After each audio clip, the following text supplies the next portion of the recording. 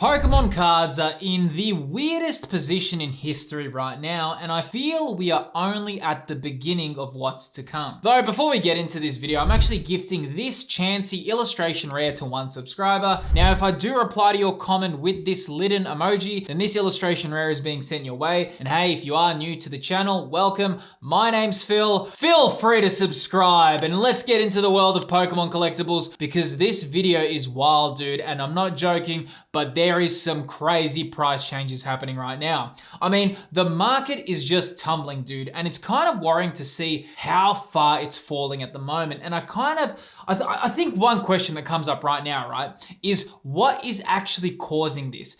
Is it economic uncertainty? Is it people just getting over Pokemon cards? Is it getting just too hard to keep up with? Like, what's actually causing the market to shift in such a downward direction? Because I have my own thoughts of what's actually happening right now, though I think it's really important to look at the market and make your own decisions on what you think's happening and hopefully make sense of what's happening with the market. All right, so we're here and we're seeing what's actually happening with Pokemon cards at the moment. Some Sword and Shield cards are really tumbling. This Gengar VMAX is one of them, and it's kind of wild to see, man, because so weird to see some of the Sword and Shield cards and how they're behaving, because as you can see right there on that graph, you can see it's going down, right? But here's the weird thing. This Gengar is from Fusion Strike. Fusion Strike booster boxes are climbing up in price. And this is the weirdest thing when it comes to Pokemon cards, when it comes to Pokemon collecting, when it comes to Pokemon investing. I think a lot of people try to make sense of it. Here's the weird thing. It doesn't really make sense that much at all, because you can have sealed booster boxes climbing up way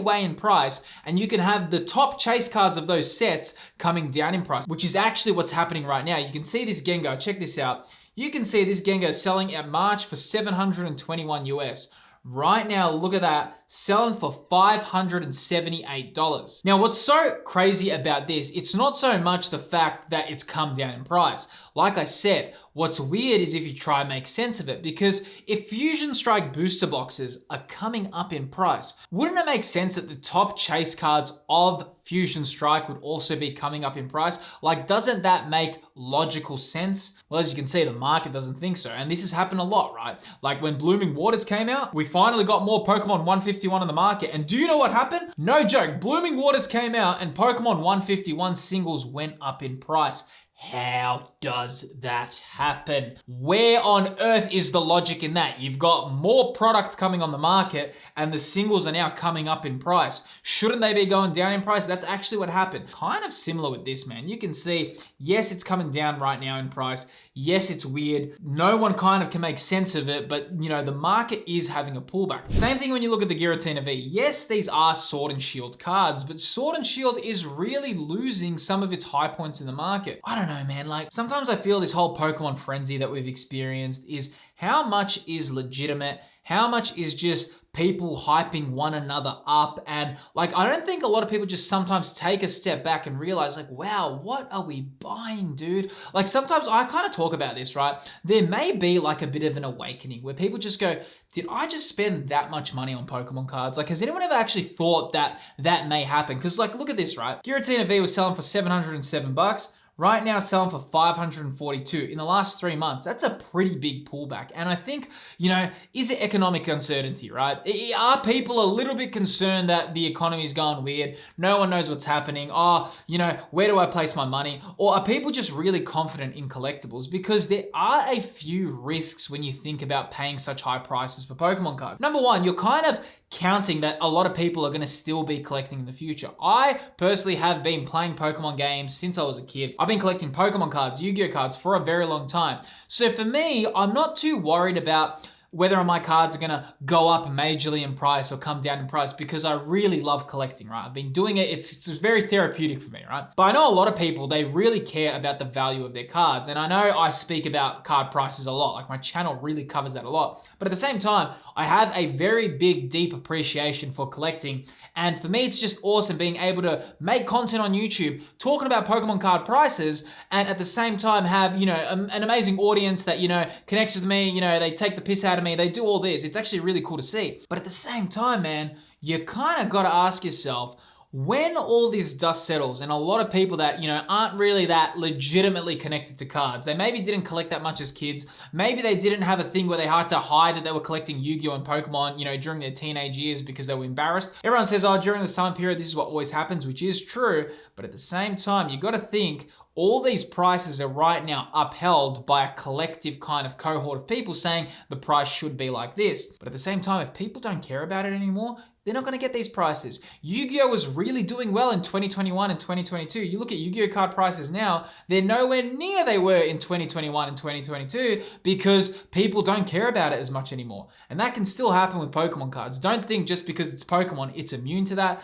People can lose interest. That does happen. Same thing when we're looking at the Rayquaza VMAX from Sword and Shield, Evolving Skies. You can see $817 in March. Right now selling for $741. You pull this into the year graph, and Rayquaza was having a low point last year of 386 around that summer period. You can see it fell down from 528, fell down to around 399. Then it found a new high point in the market for $800. Right now selling for $714. Will it come back up in price in winter and then there's going to be a huge kind of decline again? I do know because I've been collecting Pokemon cards for a while. The summer period is quiet. People are just not that kind of connected to Pokemon cards during this period. But man, winter's coming. You wait for that winter rebound. Will it happen? Will it not? No one kind of knows. I'm kind of on the opinion that yes, Pokemon cards are great. Yes, I absolutely love collecting them. Yes, I've made some amazing friends and met amazing people online because of my kind of passion in collecting Pokemon cards. But at the same time, there has to be limits, right? And we kind of have to know when a market pullback will happen. We can see this with top chase cards, but I'm telling you, man, because Pokemon's already said how much they're going to be printing Prismatic Evolutions, and we can kind of even see cracks with Prismatic Evolutions at the moment. Right now, I'm on this super premium collection for Prismatic Evolutions. This product to me is garbage, dude. I'm not a fan of it. Why I'm not the biggest fan of Prismatic Evolutions is number one, the pull rates are crazy hard, and you're paying so much for one pack of Prismatic Evolutions. The chance to pull anything is so ridiculously low. People comment on my channel all the time, damn, I bought like 50 packs of Prismatic Evolutions, I didn't pull one thing. Oh man, I opened a whole case of booster bundles and I didn't even pull one special illustration rare. That's really normal with this set. So sometimes when I look at it, I'm like, man, the pull rates are so difficult. I just kind of don't see the point. If you're gonna buy this product, I really don't see the point of opening it at the moment because it's like so likely you're gonna lose money. But thankfully, when I'm looking at the super premium collection, there has been a level of kind of sobriety that's happened. You can see this was selling for $522 on pre-release. That is so stupid, dude. Who is paying that kind of money for this? You can see, check this out. That's now really collapsed down to $223. Still pretty expensive, but I am so glad to see that this has come down in price. Here's the weird thing, right? When the Charizard UPC came out in 2022, a lot of people hoarded that, but then Pokemon just kept printing that thing into the ground where the Charizard UPC became one of the easiest and cheapest products you can buy. I'm really hoping that that kind of same mentality that Pokemon has, they do it for Prismatic Evolutions. Because I think for this whole year, no one's been able to experience the set. Even if you got Prismatic Evolutions at retail price, you cannot deny that it's always hard to rip it open because you know how expensive it is. It is a very hard decision to kind of open it. Now, interestingly, we can see the Drowzee from Scarlet and Violet base. I'm gonna pull this on the 6 months. This card, I mean, what word do we want to use for it? It's just gone, it's just been a whirlwind, right? You can see in December it was selling for 14 bucks. Went all the way up to 63, and now you can see it's found kind of a place in the market for 30 bucks. I kind of feel like that is a fair price point for how good the artwork is. There was the whole Kamiya buyout that happened earlier this year.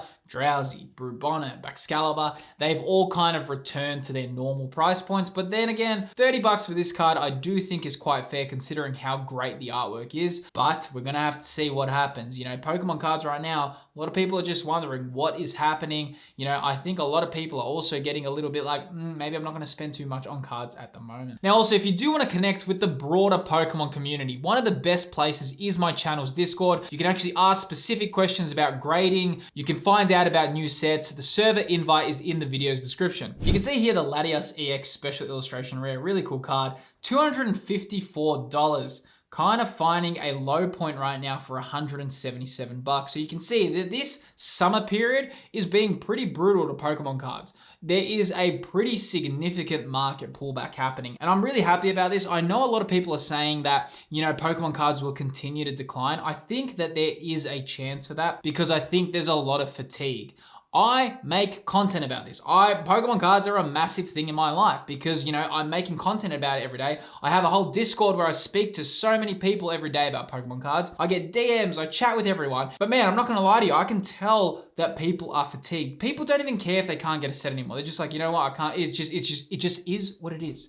People are just feeling like that right now. And I think as time goes on, maybe this is gonna change. But right now, there definitely is a lot of collector fatigue happening. Same thing when we look at Surging Sparks booster boxes. Check this out. Selling for $264 US. You can see right now selling for $236. They're still pretty expensive for a sealed booster box for a set that I still think is brand new in my eyes, right? I mean, it only came out in November, and Surging Sparks, unless you pre-ordered it, that was like the last set where if you pre-ordered it, you would have got it for retail price. Every set since Surging Sparks has been an absolute nightmare where people are fighting over it. You can see videos of people just jumping over each other. If you pre-ordered Surging Sparks, you would have got it at a reasonable price point. That is not happening anymore. Though moving forward, we can actually see some cards are also experiencing market pullbacks, and a lot of Sword and Shield cards are now coming down in price. Pikachu from Crown Zenith. To me, it's a really awesome card. I really rate the artwork, but check this out in the last year. You can see how this card's performed. This card was selling for $7, went all the way up to $21. You can see right now selling for $14. This card never made much sense to me because the artwork looks like it's like a $70 to an $80 card. It was one of the most desired cards when Crown Zenith came out, but the pull rates for Crown Zenith were incredibly friendly. I feel we could use a very friendly pull rate set. We had Journey together. We saw how the market tumbled because of that, but I feel like we could have a little bit more of that because, so many people are entering the hobby at the moment. But moving forward, you can also see cards that had major price growth are also coming down in price. The Ninetales from Obsidian Flame seems to have kind of came back to its November price point. In November, selling for $17.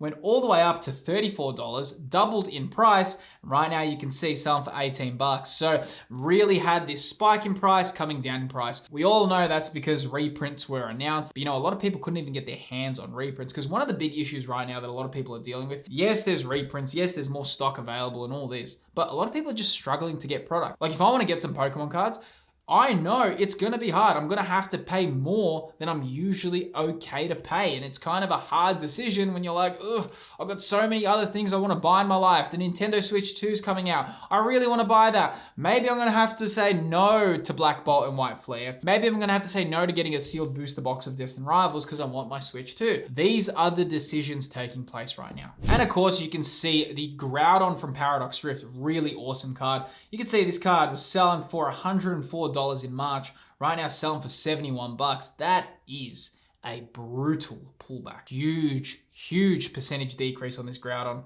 Illustration rare, I always say it, if this card had texture and it was a special illustration rare, we'd be looking at a very different price point. I also think Paradox Rift would be considered a very different set if this was an SIR, kind of like how the Greninja takes Twilight Masquerade to another level. I feel this Groudon would have been one of those cards to take Paradox Rift to another level, but because it was an illustration rare, I do feel it's always held it down a little bit. Nonetheless, you can see that maybe right now it's a good time to buy this Groudon. Who knows where the market's going to go? I think Pokemon cards at the moment are going through a lot of things. I think the community is very fatigued and, I'm picking up on this, right? I can see it. And I think it's going to take a while to recover. I think we need a few good months. And when I mean a few months, I mean at least 6 to 9 months of people being able to walk in a store, buy product normally. I feel like that's what will heal the hobby a little bit at the moment, but it's anyone's guess where it's going to go because it is chaotic right now. Now, I think when looking at this market, right, there's a few pitfalls that we need to kind of watch out for, right? Especially since it's easy to make mistakes in the current market. And there's actually 5 Pokemon investing mistakes that should be avoided at the moment, and I'll reveal what those are right here. Within this video that's appearing on screen right here, I actually go over the 5 Pokemon investing mistakes and I cover them in great detail. Click the video that's appearing on screen and we'll talk more about it there.